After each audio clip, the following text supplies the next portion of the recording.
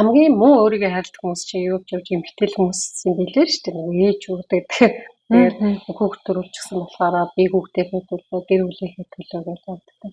Тэгээ өөрийгөө хайрлах гэж би бас ингээл нэлээд судлаад ингээд өөрөөсөө бас асуусан байхгүй. Би ер нь өөрийгөө хайрлах юм уу шүү гэж бас асууж лээ л да.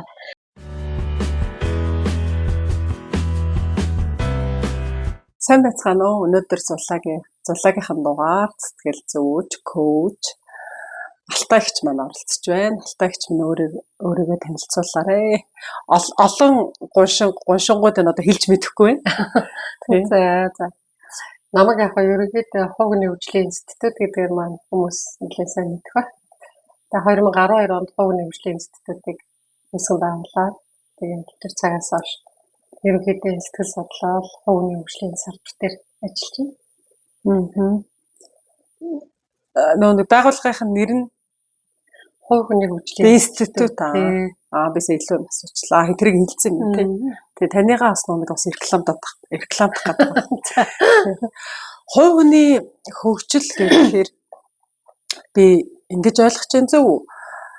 Өөрийгөө олоогүй тий өөрийгөө олохыг хүсэж байгаа хүмүүс ихвчлэн ханддаг байх гэж ойлгож байна. Яг энэ сүүлийн үед л ингээл Хугны хөгжлөөл яриад байгаа юм л да. За магадгүй бидний жаахан хүүхд байт ч юм уу тий одоо бидний өмнөх үеийн юм болохоор зөвхөн хүмүүжил гэдэг утгаар ярьдаг байсан. Тэгээ суур хүмүүжил, гэр бүлийн хүмүүжил, тий нийгмийн хүмүүжил гэж яриад байдаг байсан. Социализм гэдэг. Тэгээд энэ маань хүмүүжил гэдэг үгийг ерөнхийдөө ингээд жаахан үгийн сангаас бараг хассан юм шиг байна. Энэ чаймагаа ярьжсэн байхгүй юу? Хүмүүжил гэдэг үгийг үгийн сангаас аваа ичлаа. Хүмүүжил гэдэг үг чинь өөрөө хүмүүн болох гэдэг үг юм аа гэж ярьжсэн. Тэгэхээр Хугны хөгжил гэж яг арай шинэлэг үг хэллэг ороод ирсэн юм шиг зүгээр би гэж боддтой. Тэгэхээр зүгээр л яг энэ хүмүүжил, төлөвшил гэж яг юу юм хүн одоо ингээд магадгүй гэр орондоо нэг хүн байгаа те гэр орноосоо гараад нийгмийн хүн болж байгаа шүү дээ те. Тэгтээ ямар хүн болох вэ гэдгийг олж авахт нь хэрэг болох нэг тийм мэдлэг нэг талаасаа нөгөө талаасаа нэг тийм суур ойлголтуудыг өгөхийг л Хугны хөгжил гэж томьёолоод гаргаж ирсэн шүү. Тэрс өмнө бол яг Хугны хөгжил энэ гэж ярьдаг болохоос өмнө бол зүгээр л хүмүүжил гэдэг утгаараа тий. Хүн ингээд гэртээ ээж аахад иргэд нэг хүмүүжил авч аваад сургуульд нэг арай өөр төрлийн хүмүүжил авч аваад тий. Тэгээд магадгүй бие дааад явахаараа нийгэмд гарч ирээд бас нэг өөрийнхөө хүмүүжлийг олж аваад ингээд явдаг гэсэн байгаа юм л та. Гэрийн хүмүүжил гэдэг үг сайн онцгой сонсогдлоо тийм ярианаас. Тэгэхээр одоогийн ээж аавд одоогийн нийгмийн тий нөгөө энэ зэд үеийн хүүхдүүд тий ээж аавуудад та юу гэж хэлвэл юу гэж зөвлөвөл зүгээр юм шиг санагддаг вэ? Нөгөө бид нар ч өөрсдөө одоо нэг хамгийн тод жишээ нь өөрсдөө гэртээ уцаа ухаж байгаа чи ном уншсангүй гэж жишээлэл загнадаг шүү дээ тий. Энэ бас нэг жоох өрөөсгөл. Тэгвэл хоёлаа яг мэрэгжлийн хүнтэй ярилцсамж хоёлаа нэг хүүхэд наснаас эхлээд явал зүгээр хэлсэн бодлоо. Окей. За чи бас өмнө нэг асуусан шүү дээ. Хугны хөгжил гэхээр нэг өөрийгөө олоогүй хүмүүс хэрэгтэй юм болов уу гэдэг. Тэгэхээр яг нэг өөрийгөө олоод гэхээс илүү ер нь хүн болгонд л хэрэгтэй л юм байна л та. Эсвэл ингээ яриад байгаа шүү дээ. Хичнээн ингээ Харвард төгсөөл тий гадаад дотоод олон хэлээр яриад маш их одоо мэдлэг хуримтлуулаад зөндөө олон дипломыг авсан ч гэсэн тэр хүний нөгөө нэг суур төлөвшил хүмүүжил нь тэр хүний хэр амжилтанд хүрэх вэ гэдгийг шийдээд байдаг гэл ингээл яриад байгаа шүү дээ. Одоо яг IQ гэх тий emotional quotient гэх юм яриад. Тэрүүнтэй их холбоотой байгаад байгаа юм л та. Өөрөөр хэлэх юм бол одоо суур хүмүүжилгээ гэр орондоо нэг хүмүүжил олоод авчаад ингээд явж ялаа гэж бодоход тэр хүн бусдаа харилцаад бие хүн болоод нийгэм төлөвшөд явах хэрэг болох тэр төлөвшлийн асуудлыг орж ирж яригдчих аш байна. За тэгээд гэр бүлийн суур хүмүүжил гэдээ ярихад нэг хүн ингээд төлөвшөөд хүмүүжихэд хоёр чухал орчин хамгийн одоо өндөр нөлөө үзүүлдэг гэж үздэг. Тэгээ макро орчин, микро орчин гэдэг. Тэгээ микро орчин маань гэр бүлийн орчин байгаа тийм. Ялцшгүй гэр бүлийн орчин суур болдог, хундаан болдог. Тэгээ макро орчин маань өөрөө нийгэм, ус төрийн засаг гэдэг одоо том орчин байгаа юм тийм. Тэгэхээр яг тэр одоо микро орчинд хүн төлөвшнө гэдэг маань яхаагүй хүүхднаас гэр бүл болж орж. Тэгээд магадгүй бид ингээд төрөх үед ээж аав маань биднийг яаж хүмүүжүүлсэн, ямар мэдлэг мэдээлэл бид нарт олгосон, Биднэд иргэд ээж аавууд маань ямар үйлдэл хийж, ямар зан үйлийг бид нар сургасан. Одоо яаж хүн болгосон гэдэг маань л өөрөө суур хүмүүжлийг олгоодох шиг байна. За тэгээ яг хөө зөв сэтгэл судлал талаас нь хөгжлийн сэтгэл судлал талаас нь аваад үзэхэр чинь насаар нь ангилал тий 0-3 наснд нэг иймэрхүү за тэгээ 6-6 наснд хүн нэг ийм юм орж авнаа гэл ингээд томьёолоод өгöd байгаа шүү дээ. Тэгэхээр тэр томьёолж өгöd байгаа зүйлсүүд маань яг бидний нэг тархины хөгжилтэй л холбоол тэрийг ангилаад байгаа шүү дээ тий. 0-3 наснд тархиныг ийм л юмыг олж авдгийг шүү гэх тий. Тэгэхээр эцэг эхчүүд гэр бүл дотроо одоо хүүхдүүдээ бага байх үед нөгөө магадгүй зарим зүйлийг мэдэхгүй тий. Манай хүүхдийн тархи ингээ хөгжиж явж байгаа юм байна гэж хүн болгоно нэг тэгэд байдаггүй шүү дээ тий. Өөрийнхөө эцэг их өөрөө хүүхэд байхдаа олж авсан бас суур хүмүүжлээрээ буцаагаал хүүхдүүдтэй л гаргаж идэв юм л да. Тэгэхээр ер нь бол хүний одоо хөгжил төлөвшөлт хамгийн одоо чухал байр суурь эзэлдэг орчин маань яхаа гол гэр бүлийн орчин. За магадгүй одоо хүүхэд ээж аавынхаа дэргэд ирэхлээр дураараа өсөд байгаа юм уу? Аль эсвэл одоо айлд тавьдаад өсчөө. Эмээ өдрөө өсчөө. Тэгээ эмээ өдрөө өссөн хүүхдүүд ч гэсэн өөр эд ч тий. Ингээд өөр юм хэлбэр дүрстэй хүмүүжлүүдийг л олж авдаг гэж хэлгээл аа. Тэгэнгუთ одоо ялаа ингээд нөгөө нас бэн төрсэн хүмүүсийг ярингууд та сайн хэллээ шүү дээ. Сургууль соёл төгссөн, нөгөө Харвард төгссөн хүмүүс хэрнээ магадгүй нэг юм сэтгэл зүйн тал дээр нэг юм ханамжгүй юм шиг нэг тийм мэдрэмжтэй байгаад тий. Их л олон юмд сураад байгаа. Мэдээж яг хуу ханамжтай байгаа сураад ажил карьерт амжилт олоод явж байгаа хүмүүс мэдээж байгаа.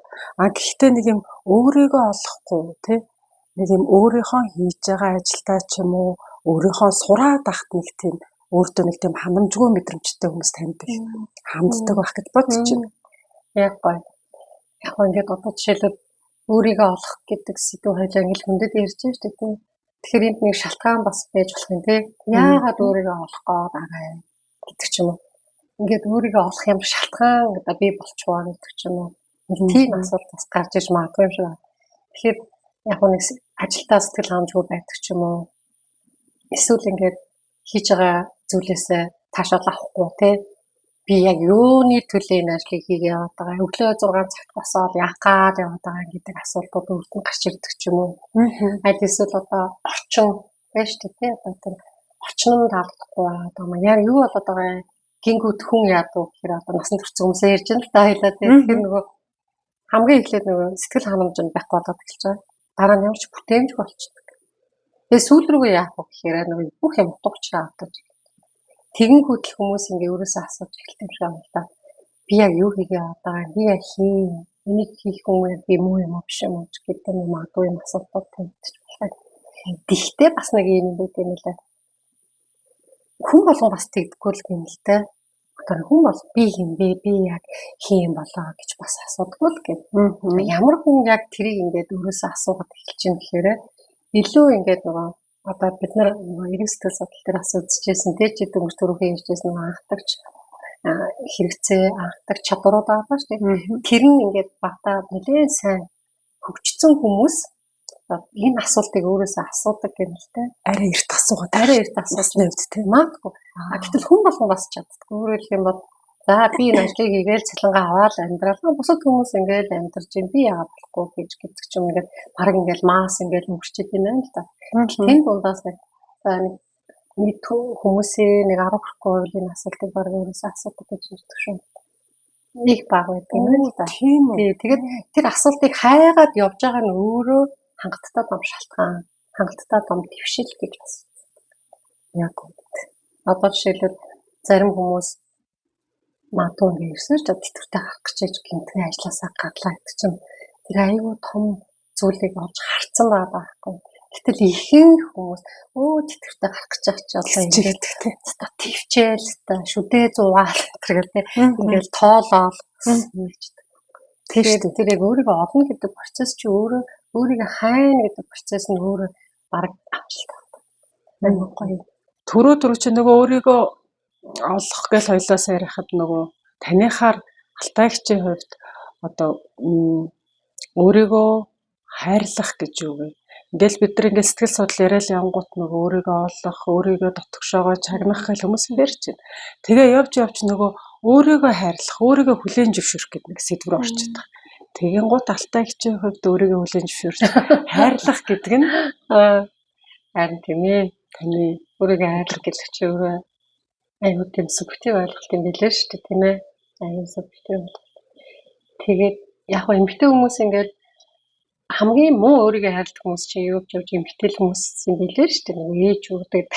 Тэгээд хүүхд төрүүлчихсэн болохоор би хүүхдийнхээ төлөө, гэр бүлийнхээ төлөө гэж боддог. Тэгээ өөрийгөө хайрлах гэж би бас ингээд нэлээд судлаад ингээд би өөрөөсөө бас асуусан байхгүй. Би ер нь өөрийгөө хайрлах юм уу биш үү гэж бас асууж лээ л да. Тэгээ манай охтууд одоо том болцсон шүү дээ. Том охин манай одоо ингээд 32 3 хүрч байна.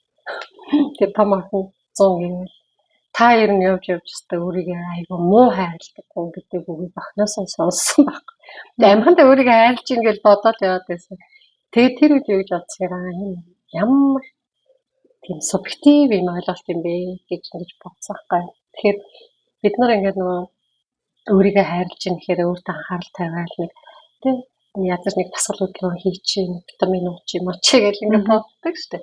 Тэр бол яг нь ерөнхийдөө хэлбэр төдийл зүйл юм байна шүү дээ. Ер нь явж байгаа. Тэгэхээр өөрийгөө хайрлах гэдэг нь ерөөсөө яг юу хийгээд юуны төлөө яваад байгаа вэ гэдгийг ойлгож эхлэхээс эхэлдэг юм шиг санагдсан. Тэгээд дээрэс нь нөгөө өөрийгөө хайрлахын тулд өөрийгөө аюу их чагнах хэрэгтэй юм лээ. Энийг аюу хийгээл миний хувьд их хожуул ингээд бас бодож штэ тий. Тэгэхээр ингээд өөрийгөө чагнах хэрэгтэй юм байна. Яг би гэдэг хүн тий яг энэ хорвоо дэлхийд ингээд хүн болж төрчөөд одоо яг юу хүсэж байгаа, юуны төлөө амьдраад байгаа гэдгээ олж мэдэх нь өөрөө бас өөрийгөө хайрлахыг эхлэл юм л. Тэрээс эмэгтэйчүүд одоо хүүхнүүд маань өөрийгөө хайрлна гэж гоо сайхан дурж гэвтээд масажсаж хийлгэл яваал гэдэг шүү дээ тий. Яваал энэ бол яг хэлбэр гэдэг нь олж харсан шүү дээ. Тэгэхээр яг ингээд өөрийгөө л аюу сайхан чагнаад тэгээ дээр нь бас нэг юм бодоход хитрхи ингээд нэг урт хугацаагаар бас их юмыг ингэж одоо хараал төлөвлөөл тий хитрхи урт хугацаа одоо жишээлбэл урт хугацаа гэдэг юу ч хэлэх гээд байна. За би нэг мөнгөтэй болцсныхаа дараа аялна гэдэг юм уу. Тэгээ энэ чинь хугацаа ирдэг шүү дээ. Тийм шүү дээ. За нэг дансандаа нэг 10 сая төгрөгтэй олчаад нэг Европоор аялна гэдэг юм уу. Ингээд байгаад байгаа л бас энд орж ирээд байгаа байхгүй. Тэгвэл яг одоо ямар боломж байгаа юм гэж олж харахаас л ихгүй юм. Тэгээд тийм нь өөрийгөө хайрлах юм билээ шүү дээ явж явж. Тэгээ нэг ингээд их л олон юм яригдах юм шиг санагддээ. Тэгээд яг энэ асуултыг ингээд надад шиг хүн надаас асуухаар тий. Тэгээд бодол ахаа энд нас аюу бас их нөлөөтэй юм билээ. Байна. Одоо ингээд ягаад одоо хөгжлийн сэтгэл зүйн хөгжлийг насаар нь үйлчлээд бүр тусна ингээд судлаад байгаа юм тий. За яг нас бол том мог л байдаг л да. Тэр бол яг бас гоё. Гэхдээ нас бол бас нас байгаа даахгүй юу. Тэгээд одоо өөрийгөө олох гэдэг дээр ч гэсэн би бодож байсан. Хүн ингээд нэг явж яснаа өөрийгөө за би өөрийгөө олчлаа гэж ингээд дуусчдаг юм байна. Ерөөсөө биш байгаад гэдэг юм лээ. Жишээлбэл залуу наснд өөрийгөө олох тий 25-таа би яг юу хийгээ явж байгаа хэвээр 35 наснда би өөр байгаа даахгүй 35 насны чинь хүн чинь бүх нэг боловсроод нэг чадвар суугаад юу л юу хийчих нэг бэр амтагдаад ирдэг шүү дээ тий. За тэгвэл 45 наснд би ялгаатай байгаа даа. Тэгвэл за 55 настай би бүгдээрээ ингэ ялгаатай зан үйлээ ялгаатай үйлдэлүүдийг биднээс бас шаардж байгаа байхгүй. Тэгэхээр одоо ингээд магадгүй 50 гарчлаа тий. Тэгэхээр 55 настай би өөрийгөө 25 настай хүнтэй яг адилханаар зөвлөх боломжгүй болж ирж байгаа байхгүй. Би махан сэтгэл санаа оюун ухаан сүнс одоо бүх юм тий өөр болцсон байгаа даа шүү дээ. Тэгэхээр 25 настайдаа би өөрийгөө яаж хайрлах юм? Стайлаа зугаалаа ганцуу бараа юм гараа хийж байгаа юм ч баг өөрийгөө хайрлах юм шиг тий. Гэтэл одоо 30 татаа 40 татаа 50 татаа би яаж өөрийгөө хайрлах юм? Бүгдээрээ ингээд ялгаатай ойлголтоо байгаа. Энийг тэгээд би яг бас нэг юм олж уншижсэн маа нэг 40 гараад явж байгаа өөрийгөө хайгаа явж байгаа. Яг өөрийнхөө байгаа насан дээрээ өөрийгөө хайрлах. Насан дээрээ өөрийгөө яг Тэ. Жишээлбэл би ингээд 30 настай байлаа гэж бод. 30 настай үе бас санаж байна л да. Би 3 ажил зэрэг хийгээл тэгэл өдөр шөнөгүй ингээд унтахгүй хэд хоног явж маваа тэ. Тэгээд та нөгөө хүүхдүүдийн асуултын төлбөр төлөх гээл ингээд гүрийгээл явж явах үед болоо л байсан байхгүй яа. Тэгвэл тэр үед би надад тэр хүчин чадлан байж гэдэг ч юм те. Гэтэл одоо би боломж олчихсон байхгүй бас яг тийж болж чадахгүй. Тэгэхээр тэр үеийн нөхцөл байдал одоогийн нөхцөл байдал өөрчлөгдчихлээ шүү дээ тий. Өөр шүү дээ нөө тэр үед хүүхдүүд нь ялах байсан бол одоо том болоо явцгаачлаа. Бараг эргээ надад тусдаг насан дээр ирчээд байгаа болохоор миний өөрийгөө хайрлах хэлбэр бас өөрчлөгдөв. Тгийг л ингээд хүн гоё яг байгаа нөхцөл байдал дээрээ байгаа насан дээрээ л хүлийн зөвшөөрнөр ингээд. Тэгээ бас одоо ингээд сошиалаар ингээд гой амьдрал дэлхийн өнцөг булан бүрд очиж 72 дээр бие шарж байгаа хүмүүсийг харчаад би ингэж чадахгүй байна. Би өөртөө өөрийгөө хайрлж чадахгүй байна. Тийш дээ. Яг үнэ. Тэгэхээр яг түүний доторны болж байгааг мэдэхгүй шүү дээ. Яг үнэ. Тэгэхээр яг өөрийнхөө нөхцөл байдал, өөрийнхөө онцлог дээр, өөрийнхөө боломжн дээр, өөрийнхөө би нас гэдэг үеийг бас мэдчихжээ. Насан дээр ялгаатай байдлаар өөрийгөө хайрлах юм билээ. Өөрийгөө ч бас хайж болох юм. Яг тийм шүү. Уусаа сэтгэл зүйн насны онцлогуд гэдэг уусаа байгаа шүү дээ. Тэгэнгუთ нэрээ дүүн бас нэг хичээл сонсоод байгаа юм. Тэрэн дээр нэг өгүүлэг бас өгөө. Нэрэл гэж бодогдсон. Нөгөө хүүхдээ бидрийг хайрладаг. Их хайрлаа л бүх юмар ингээл хангаад л байгаа юм байна л да. Тэ одоо 50 хүрчээд ээж авахын гараас гараагүй хүмүүс байгаа шүү дээ. Гэтэл 15 настай охин сая нөгөө нэг сошиалор их одоо нөгөө бүүм боллоо шүү дээ. 14 настай охин тэнцээ аавыгаа тэжээгээд асраад явчих. Тэ.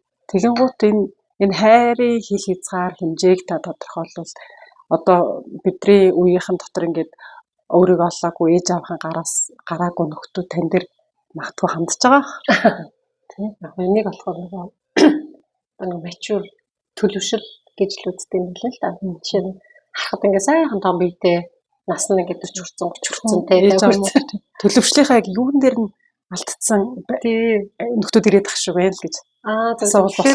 Тэгэхээр тэгэхээр яг нэг гаднаас нахад байхад том хүмүүс мөртлөөсөө тэр хүний үйлдэл шийдвэр гаргаад юмыг үзэх үзэл үнэт зүйлсийн баримжаалал амьдралын утга учир энэ бүхнээс нь ингээ харахад тэр хүн хэр төлөвсөн байгаа вэ гэдгийг харж болт юм байна л та. Гэтэл тэр нь ингээ одоо жишээлбэл за би ээжээсээ асуугахыг л удацдаг юм уу тий. Эсвэл ингээд за эхнэрээс асууж гэдэг юм ингээд ямар нэг зүйл өөрөө биедан шийдвэр гаргаж чадахгүй, биедан сонголт хийж чадахгүй байгаа тэр хүнийг нөгөө юу гэдэг нь балчир том хүн гэж нэрлэдэг байхгүй юу? Балчир том. Сэтгэлийн балчираа жижигнэрээ жаахнараа гэтэл өөрөө болохоор харахаар амар том хүн балчир хүмүүстэй. Тэгээ энийг хэн бий болгоод байна гэхээр ерөнхийдөө ээж аав бид нар л яг байна л та. Тэгээд жишээлбэл 6-аас 12 насыг хөдөлмөрт сургах нас гэж үздэг шүү дээ. Тэгэхээр бид нар хүүхдийг 6-аас 12 наснд нь ямар нэг байдлаар ажил хөдөлмөр хийх тэр одоо зүйлд нь сургаж чадаагүй бол тэрнээс хойш том болсон хойно цоо шинээр ажилсаг болох боломж бага болчдөг гэж үздэг юм байна л да. Ягаад тэгэхээр яг тэр 6-аас 12 наснд хүүхдийн тархинг амар идэвхтэй ингээл синапсууд нь ингээл хөгжлийнхаа айгүй идэвхтэй үдээр байж байгаа шүү дээ. Тэгэнгүүтээ юм шин юм сурах тэр одоо идвэх тэр сэрлэн маш өндөр байд юм л да. Жишээл оомсоо угаа, нэвхэж тавь, ээжигээ хоол хийж явах туслах, бууз чимхээс эхлэв те. Тэгээд тэр хөдөлмөр жижиг юм чимхлүүр юмд ингээд суралцсан хүүхэд тэр тарих өөрөө угаасаа тэр хүлээгээд авсан байгаа шүү дээ. Юм хийхээр ингээд тэр дээрээс нь нөгөө бууз чимхээр буузаа ингээд ээждэг буузаа ингээд чимхээр гаргаа өөрийгөө хийсэн буузыг идэх тэр гой таашаал те. Тэр бүхэн ч өөрт нь нөгөө юм хөдөлмөрийн амт шимтгийг мэдрүүлждэг нас юм байна л да. Тэгээд тэр насан дээр намруу ингээд бараг хоол юм хийж өгөө те гутлыг нүдэж өгөө. Тэгээд ингээд бүх юм бэлдэж өгсөөр байгаа тэр хүүхдийг өөрөө биеэд байгаа ямар нэг зүйлийг сэтгэж хийх боломжийг хаачдаг юм байна. Тэгэхээр нөгөө том болцоо байна те би юм бэ гэдэг ингээд явж магадгүй. Тэгээд юугаач ингээд шийдвэр гаргаж чадахгүй. Талтаа. Тэгэхээр хүүхдийг бидаасан байдал сургах хөдөлмөр сургадаг онцгой насыг бол 6-аас 12 нас гэж үздэг. А тэгээ 12-оос одоо нэг 16, 18 наснд нь болохоор ер нь сонголтыг өөртөө тэр өмнөх наснд нь бид нар зааж өгчээсэн шүү дээ. Амсаа ингээ ихвчүүл зүгээр юм уу? Шүүр ингээ барьчвал арай өвтэйхэн ч юм уу гэж чиглүүлж өгчээсэн бол 12-оос дээш наснд нь ерөөсөө биеийн алдаг, буруу хийчихэд ингээд засаж болдго юм байна гэдэг олж харах нас нь байгаа байхгүй. Тэгээд одоо юу гэдэг нөгөө бидний одоо орчин үед бүр их болцсон байна. Залуу ээжүүдийг харахаар хүүхдээ хаараас хөзөлтөөл ингээд өстой юунд ч хүргэхгүй араас нь ингээд гүүгээл те ингээд толгойн талбай дээр ч толуулчихгүй. Тэг хүүхэд бүдрээд унсан ч гэсэн ингээд те өдрийн шалбарчаар ингээд шалбардаг юм байна гэж бас мэдрэх ёстой ш те. Гэтэл нэг ч өдрийн шалбарлахгүйгээр 25 нас хүрчихэр чинь нөгөө хүүхэд чинь яг беби гэрээ том болчиход байгаа байхгүй юу? Би энэ том. Тэгээд юу ч туршиж үзээгүй дахин юунд ч бэлэн биш болчихдог. Тэгээ мэдээж юу тийм хүмүүс яг бас байна мэрсэр тий. Нэг зүгээр нэг ийм нэг байсан нэг 23 настай залуу биш 23 биш 25 хүрсэн байсан залуу ингээд нөгөө Улаанбаатар хот дээрээ ажиллаа, CVM-д ажиллаа. Тэгээс ээж нь хэвчээ манай хүү ингээд юу яагаад байна. Авш манай хүү ингээд гадаад хэл сухаар ингээд юунд очсон. Улаанбаатарт очсон чинь ажил хийгээд байна. Та болиуч өгөөч гэдэгсэн. Тэгээд би гайхадаггүй. Манай хүү ингээд тань дээр утсан үлгээ та энийг болиулаад өгөөч гэж хүсэл тавьчихсан. Тэгээд би гайхаад яа та ингээд хүүгээ ажил хийж явах нь болиулах гэдэг гэж. Тэр хүн чинь сурах гэж очсон юм аа. Зорилго нь сурахаа гэдэг байхгүй. Гэхдээ сурангаа ажиллаж болтгоо мó гэдгсэн чинь. Үгүй ээ, би эндээс мөнгө явуулчихнаа. Зүгээр л сураад өг надад гэдэг. Тэгээ уже нөгөө 25 хүрсэн хүүхдээ хүмүүс ингэ шийдвэр гаргажсэн л та. Тэгээ би хэрэгээ тэр хүүхдээ дуулсан, хэлсэн. Тэгээ харин тийм ээ намайг ажил хийхээр ээж загнаад байдаг би нууцаар ажилтдаг тийм. Ямар хөөрхөн тийм ямар хөөрхөн ээж хэлэхгүй нууцаар ажил хийж байгаа баригдсан гэдэг ингэ. Тэгээ дараа нь би хүүхдээ биш ээжтэй нь ярилцсан байхгүй. Тэгээ нэлээд ярилцсан дараа ээж нь аюу хэрэгэлзээнд орсон л да. Тэгээ дараа нь надад чат хийсэн. Баярлаа. Манай хүүхд ингээд анхны цалингаасаа ээжтэй бэлэг явуулсан ингээд ямар хөөр. Тэр бэлгийг би гар дээр авсныхаа дараа хүүхэд бас ингээд ажил хийх чи ямар сайхан бэ гэж бодсон. Тэгээ би хүүхдэрээ ажил хийх юм юусоо бодохгүй байсан. Гэт мэдлээ ингээд энэ кейсэд боддог. Яг л тийм л дээ нөгөө хайрлаад байдаг хайрлахад тэр хайрлж ингээд бодоод байгаа байхгүй юу. Тэгээ энэ өвлийн хүүтэнд эргүүлээ тэр баг ингээд нэг юм харгислал болчихж штэ тий. Бүхэл юмд нөгөө тэнцвэрлж чухал тийм. Яг тэгдэг шүү. Яг бидний үе ээж аваад яг л намайг болон миний үеийнхнийг яг л та хэллээ л дээ. Тэгэн гут энийг бас нөгөө өмөрөөд гэх юм уу нэг юм өрөвдмөр юм ярихад бид нар ч өөрсдөө жоохон юм хаягдсан үеийн хүүхдүүд байхгүй. Тэгэхээр нөгөө тэр мэдрэмжээ хүүхдэд өчггүймсэн гэж бодоод нэг бодлын өрөвдмөр тэгсэн мөртлөө энэ маань эргээд бас алдаал болчих штэ тий хаягдсан байвал бас нэг жоохон онцгойсэн бол хойноос нэг үгээд байвал дахиад бас бид нар дахиад бас нэг буруу алхам хийж байгаа юм байна. Тэгэхээр бид нар бүх юм дээрээ нэг жоохон тэнцвэртэй бүх юм дээрээ хэл хязгаартай байл зүгээр нэг гэж ойлголоо. Тэгэнгүүт би бас ингэж нөгөө нисгтэр хүүхдээ нөгөө дүүгээ нисгт гаргаж өгөхгүй нөгөө нисгтэр гэсэн чинь бас залуухан юмтай ингэж байна. Тэр нэг 10-11 орчим насны эрэгтэй хүүхдээ араас хөөгээл араас нь ингээл ингэж яваад би бүр гайхав. Тэгээ нөгөө хүүхд нь ингээл юм дээр ингээл байхаар бойл гээл те. Тэгээл нэг юм руу ороход болооч гээл. Тэгэл маа хуцаа өмсөөж, цанцаа өмсөөж гэл ингээд байхгүй. Тэгээ би бүр тийсэхгүй нөгөө ээж рүү нөхөж чи яагаад ингэ хүүхдээ араас ингээд алхамж чадахгүй ингээд байгаа юм. Хүүхд чинь зүгээр л юм хөвж үзэх гэж штэ гэдгсэн чинь надад томоор гоо чи ингээд болохгүй штэ бохир зааваа юм төвчин энэ гэдэг тэгсэн байхгүй тэр ингээд үгүй зүгээрээ бас зарим нэг юм жоохон зөвшөөрөлтэй гэл тиймэрхүү яриа үүссэн байхгүй. Тэгэхээр чи одоо нөгөө нэг Скандинавын орн гэж бид нар ярьдаг штэ одоо нөгөө мундаг хүчтэй орнууд чинь цэцэрлэгийн хүүхдүүдийг бактеритай харьцуулсан бүртээ хөтөлбөр гаргаж ирж байна штэ. Хүүхдүүдийг гадаа ингээд тоглуулаад шавар шахбат зүг боолоод тий. Гэтэл тэр нөгөө ээж одоо хүүхдийг цэвэрхэн байлгах чинь ширээнд ч гарыг хөрөхгүй тий. Тэгэхээр чи жинхэнэ утгаар ямар ч тархлаагүй эргээд ч харшлам. Ямар тархлаахгүй тий. Тэгээ магадгүй бол тэр вирус за одоо бактери жоохон тулдаж ээж хүндээ дахлаасаа бастай шүү дээ. Тийм. Энүүдээ яг адилхан сэтгэл зүйн дархлаа бас болж байгаа байхгүй. Тийм үү биеийн даалгавар юу хийж явах хэвчээ буруу зүйл хийгээл алдаа оноо гаргаж гүйж явж явах хугацаанд явцдаа хүний нөгөө тархич бас туршлага суугаад тэндээ ингээд дархлаатай болж байгаа шүү дээ. Ингээд хийчихээд боолчтой юм байлээ нэрээ тий. Аягийг ингээд угаачаар тос нь ялдгүй байлээ гэдэг ч юм ингээд. Тэг тэр бүхэн дархлаад юм байна л да. Хаяа нэг ээжэн тий. Хөөе ингэж болохгүй эн чинь юм байна гэдэг нэг тоншууртай бас тий. Учиргүй бариад зодохгүй ч гэсэн. Бая энэ бүхэн дархлаа авч байгаа юм. Бас дээрэс нь ингээд нөгөө зарим ээж аваад ингээд хүүхдийнхээ хажууд хэзээ ч хэрэлдэхгүй гэл тий. Тэгээд ингээд гарч хэрэлдэж орчичвал баг хажууд нь apply нэгээд идэх ч юм уу тий. Тэр муудалцж байгаа сайдалцж байгаагаа ч гэсэн яг тодорхой хэмжээнд бас хүүхдүүдэд ингээд харуулхад гэмгүй гэж үзэж байгаа хгүй яа. Тэгэхээр бас том хүмүүс ч хоорондоо маргадаг юм байна. Маргаанаа таатаа мэдээ. Маргаанаа ингээд шийдвэрлэждэг юм байна. Ингээд хоорондоо ярилцдаг юм байна гэдэг туршлагыг хүүхэд нөгөө талд ухамсартай бичиж авч байгаа шүү дээ. Нөгөө нүдэрээ хараад чигээрээ сонсоо тий ингээд мэдрээд гэтэл огт хэрэлдэхгүй ерөөсөө нэг ч хэрэлдэхгүй гэдэг ч юм уу тий огт маргахгүй ч гэдэг юм уу. Хизээч тийм юм үзүүлж харуулахгүй гэх юм бас нөгөө хүүхэд бас тэр талын ахлаад болж байгаа. Яг нөгөө бурхан багш Сидхарта чинь нөгөө бурхны бод мөрийг хөөсөн шалтгаан чинь тэр шүү дээ тий. Нөгөө ордон дотор л жаргаж байгаа л тий.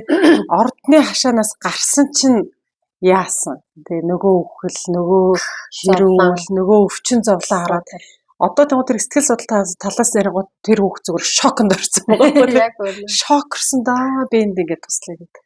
Яг үнэ. Тэгэхээр мэдээж одоо ингээд дэрэгдэн зодтолтол хүчрэл үүднэ гэсэн үг биш үү? Тий, яг хэмжээнд тий. Чи яагаад надад туслахгүй байгаа юм? Хоёулаа хамт хоолоо хий.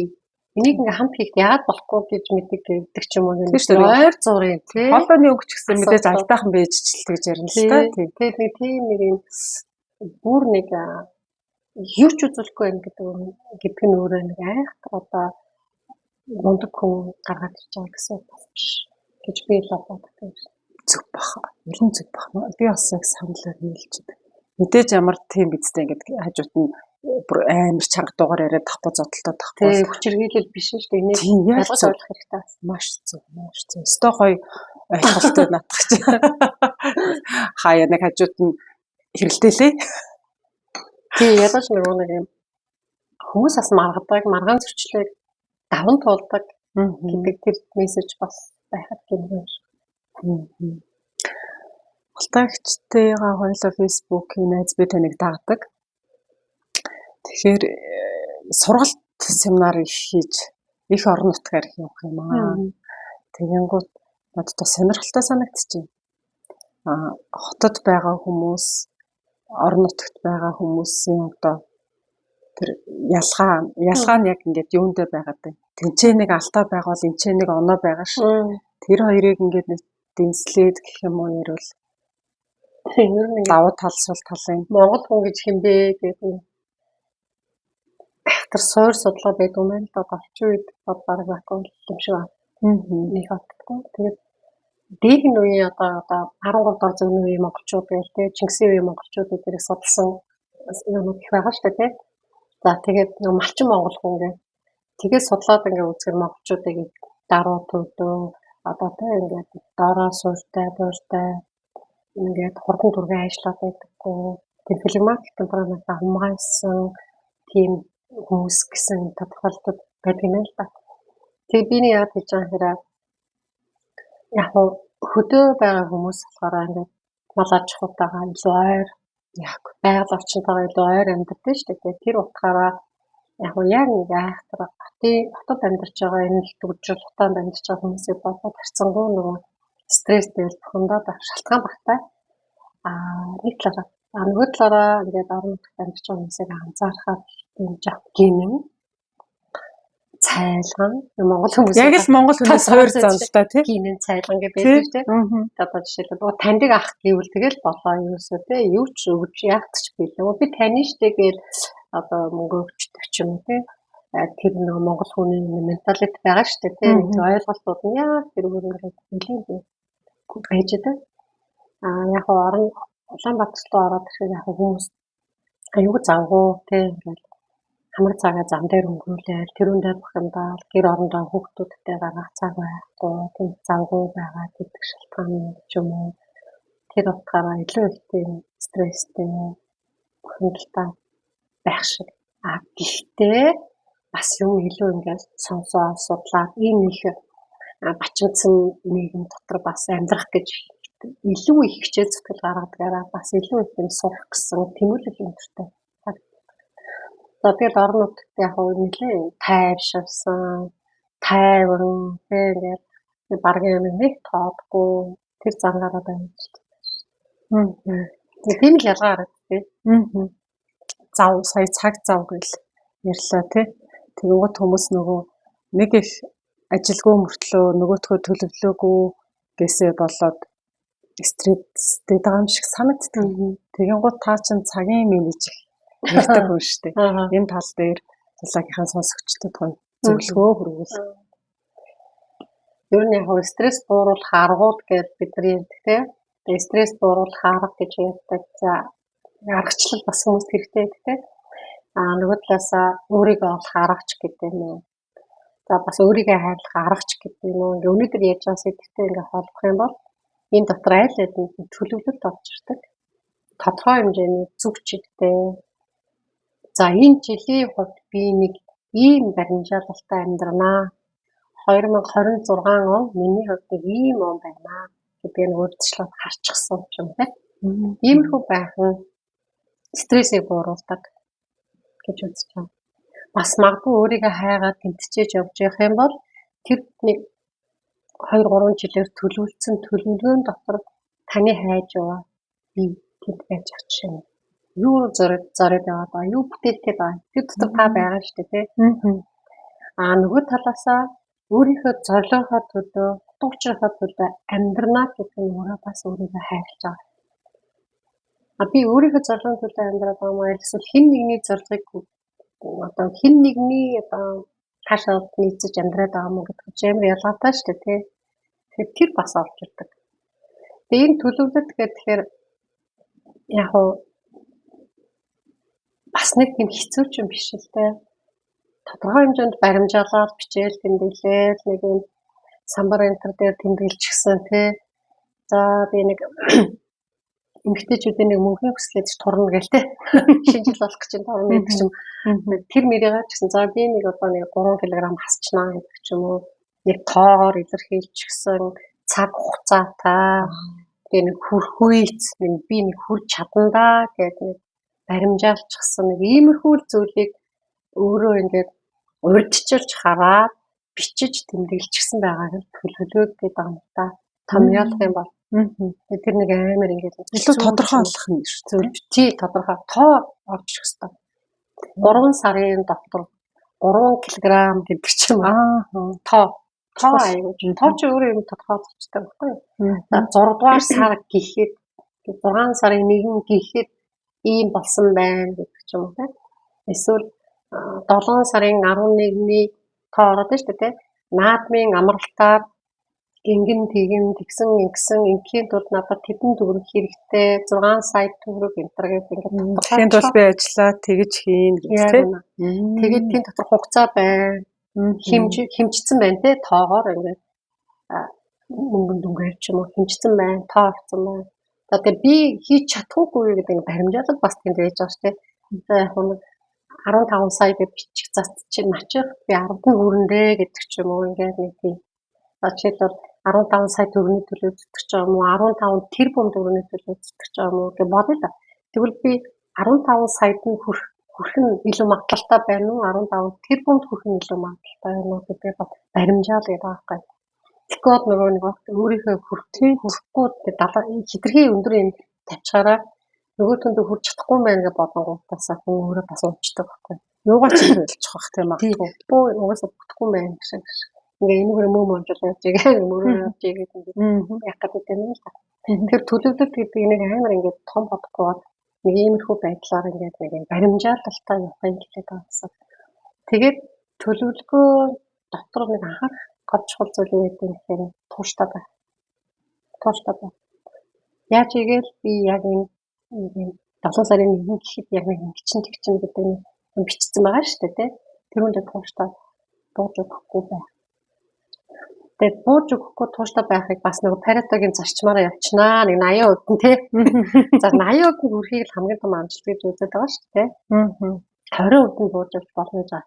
Тэгээд өглөө одоо 6 цагт басна гэж хэлсэн бол нэг 7 хоногийн 2 өдөрт нь удчихдаг ч юм уу, 1 өдөрт нь удчих. Яг тансаг асуух гэжсэн. Зөвшөөрнө. Тэгвэл эргээд 100% зүтгэжчээр хүн эргээ стресс авчдаг. Яг үн. Тэгэхээр 80% Паретогийн зарчим аюу гой зарчим. Тий. Тэгээд дэглэм барьж байгаа хүмүүсийг ч гэсэн 80% дэглэм бариа, 20% нь бас идэж шоуд найзал нөхрөл гэдэг байгаа шүү дээ. Их тоологдсон.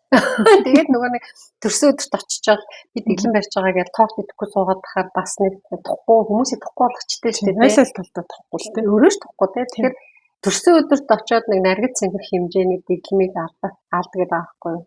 Цаана үлдсэн 80% гэж. Тийм дүүн сая яг асуух гэсэн ингээд та ер нь хариулчлаа л та.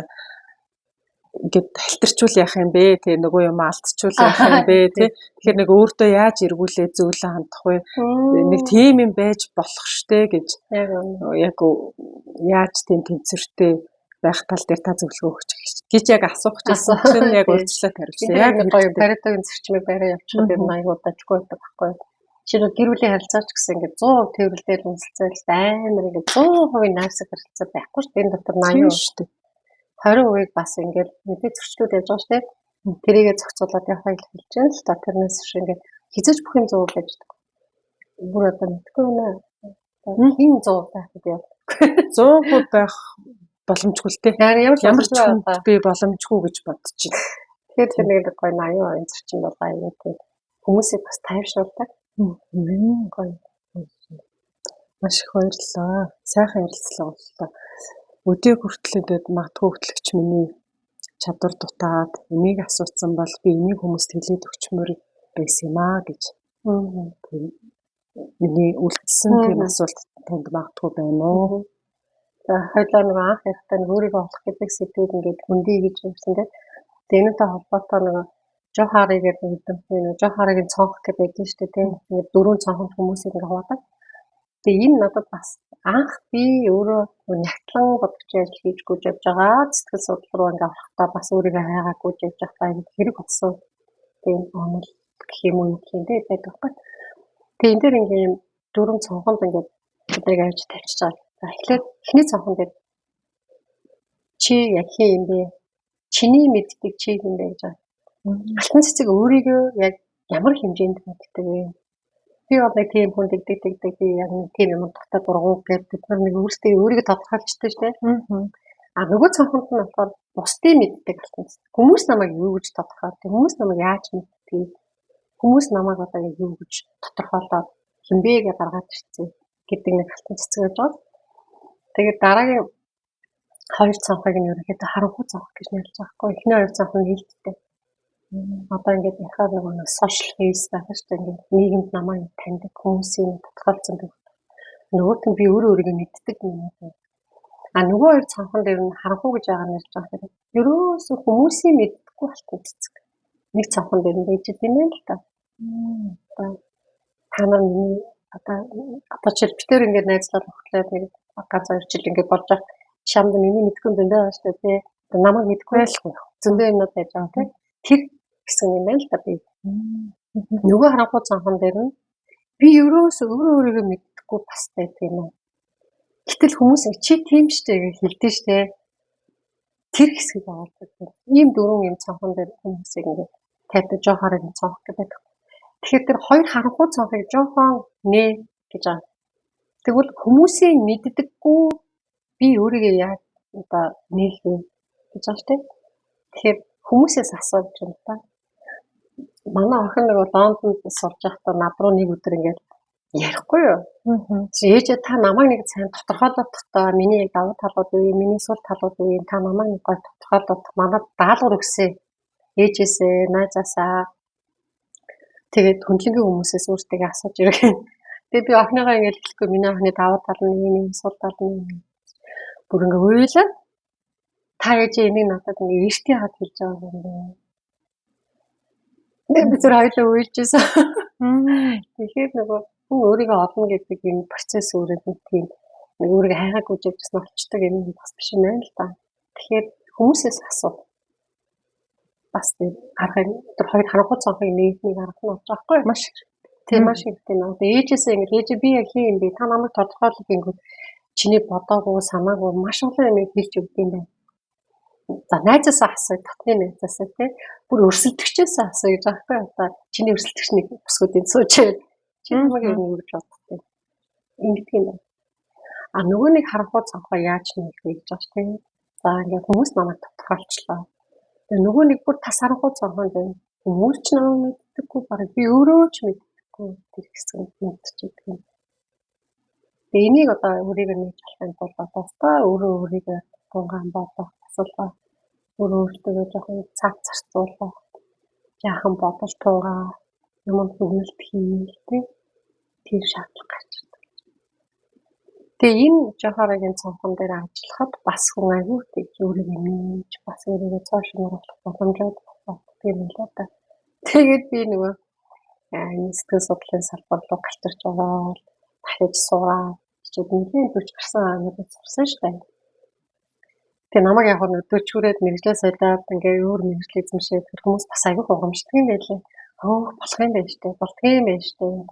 Би ч одоо хааштай өнгөрсөн гэж бодож байсан ингээ хүмүүсийн комментүүд тэндээ сонсч байсан. Тэгэхээр хүн ер нь ингээ хэдэн настайгаас үл шалтгаалаад өөрөөсөө бас нэг нэрэл хаамт хийж явах юм л да. Яг заавал мэрэгчлээ солиод нэг бүр амар ингэж өөрчлөгдөхгүй ч гэсэн зан аашаа өөрчлөөд магадгүй зарим нэг зүйл дээр алдаа оноогоо чадах тий. Тэгээд би нөгөө бусдаас өөрийгөө асуу гэдэг нэг хамт ажилтдаг хүмүүсээс ингэ та нар намайг ер нь юу гэж тодорхойлох юм гэж асуусан чинь манай нэг сэтгэл зүйч багш босч та хаста тууштай гэдэггүй юм чи 10 хэдэн жилийн өмнө шүү дээ 10 жил. Би айгүй гайхаа би өөрийгөө тийм тууштай гэж юусо боддоггүй байсан байхгүй юу. Тууштай. Тэгээд тэр намайг тэр бүсгүй наа та хаста тууштай гингүүд би гайхчихсан байхгүй. Тийм сонин хүн өөрийгөө тийм боддоггүй байна. Тэгээд тэрнээс ч нэрэж би амар тууштай ч юм шиг тэр дүрдээ бүр айгүй ороо. Тэгээд одоо ингээд маш тууштай гэдэг үг би айгүй олон хүнээс байнга сонсдог байхгүй юу. Ер нь л жоох юм эцэг үзэх гэж зүтгэдэг шиг аа. Гэх мэтлээ. Тэгэхээр чи их тууштай гэдэг үгийг сонссноос хойш тэр бүр илүү баталгаажсан юм шиг. Санагддаг байхгүй. Тэгээ би бас яг нэг туушлагаар нэг кейс ингээд санаанд орчлоо сая нэг өсгөө ингээд нөгөө баг багтаа ингээд нөгөө сонгон хасиж ирсэн юм байна л да. Тэгсэн чи аав нь миний охин ийм ямбаа штэ гэж хэлсэн юм байна. Тэгэл тэрнээс хойш би өөрийгөө яаж гэж бод гэдэг шиг. Тэгээ босдоос тэрийг гоё ахгүй юу? Тодорхойлуулах нь бас яг тэр аюу өөрийгөө нээж олоход аюу чухал үүрэг гүйцэтгэдэг юм байна да. Тэгээ бүр ингээ хүүхдээсээ ч гэсэн тий чэйжигээ яг юу гэж боддог вэ? Хүүхэд юу гэж хэлэх нөө гэдэг юм тодорхойлох аргаууд тийм. Тэгэхээр тэр хоёр харанхуй цонхыг нээж онгоодох нь бас аюу чухал байна. Тэгэхээр би өөрийгөө биегээр бодоод хэн нэг намайг тийм гэж бодоод тэр хоёр дээр л яваад байх юм бол очиод тохиолдол гэж. Ингэж бодлоо сая таныг ярьж байхад яг магтуулмаар урам зориг хэрэгтэй байгаа үедээ нөгөө дөрвөн цонхоо хоёрыг хааж хоёрыг нээж жагаад ингээд давуу талыг хэлээч гэд тий. Магадгүй ингээд би өөрийгөө болоод энэ хичээгээ дээр гэж бодсон чинь нэг харилцааны тал дээр асуудалтай найз нөхдөйгөө тааш тохирохгүй байгаа тал дээр байгаа үедээ миний сул талууд юу юм бэ гэж зориглоод өөрөөсөө болон өөрөөлөөс асуугаад үзүүлээс зүгээр юм шиг санагдлаа. Ингэж болдог. Одоо шүү дээ. Тэгээд нэг юм үг үү хамгийн хүчтэй хүн өндөж босох гэж байгаа хүчтэй хүн сул талаас сонсохдоо эмзэглэхгүй. Дотроо нөгөө сайн төлөвшөөгүй, хүчгүй, хүлээн зөвшөөрөхгүй, сул одоо энергитэй тий ингээд өөрийгөө яг чин сэтгэлээс өөрийгөө хайхгүй байгаа тохиолдолд сул талаас сонсох хүсэлгүй юм байна л да. Тэгээд сул талаас сонсоход жоохон дотроос юм хөтлөөтэй.